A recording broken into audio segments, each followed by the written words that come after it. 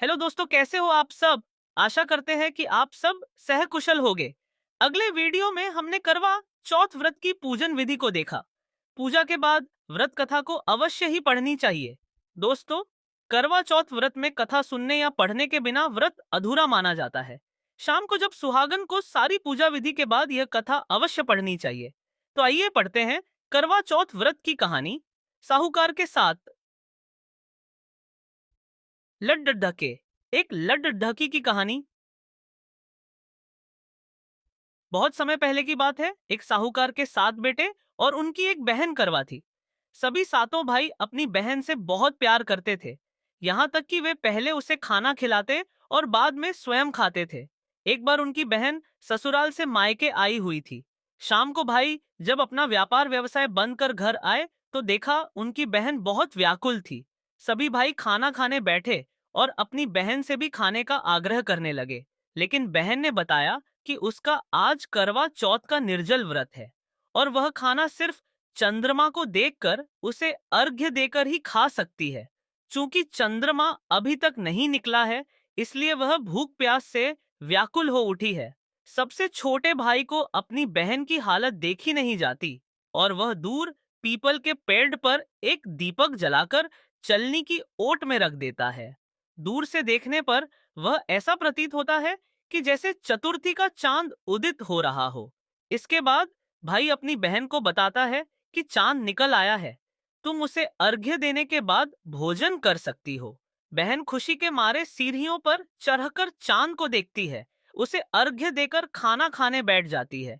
वह पहला टुकड़ा मुंह में डालती है तो उसे छींक आ जाती है। दूसरा टुकड़ा डालती है तो उसमें बाल निकल आता है। और जैसे से साई केक की भांति जैसे ही तीसरा टुकड़ा मुंह में डालने की कोशिश करती है तो उसके पति की मृत्यु का समाचार उसे मिलता है। वह बौखला जाती है। उसकी भाभी उसे सच्चाई से अवगत कराती है कि उसके साथ ऐसा क्यों हुआ।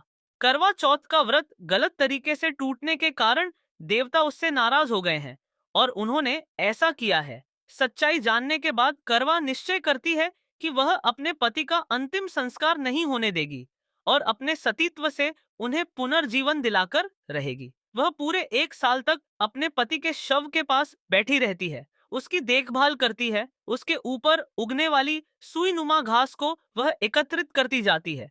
1 साल बाद फिर करवा चौथ का दिन आता है। उसकी सभी भाभियां करवा चौथ का व्रत रखती हैं।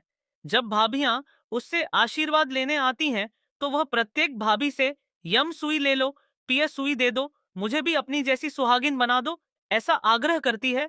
लेकिन हर बार भाभी उसे अगली भाभी से आग्रह करने का कह चली जाती है। इस प्रकार जब छठे नंबर की भाभी आती है तो करवा उससे भी यही बात दोहराती है। यह भाभी उसे बताती है कि चूंकि सबसे छोटे भाई की वजह से उसका व्रत टूटा था, अतः उसकी पत्नी में ही शक्ति है कि वह तुम्हारे पति को दोबारा जीवित कर सकती है।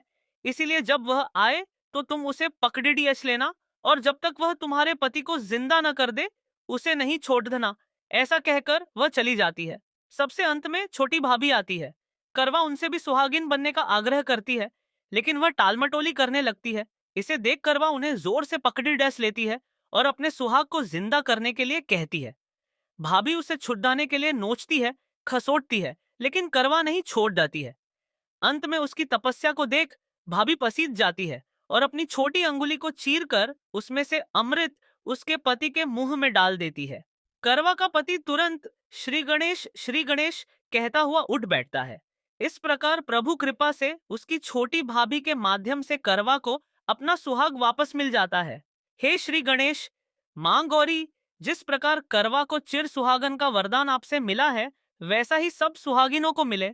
बोलो करवा मां की जय, बोलो पार्वती पते हर हर महादेव की जय।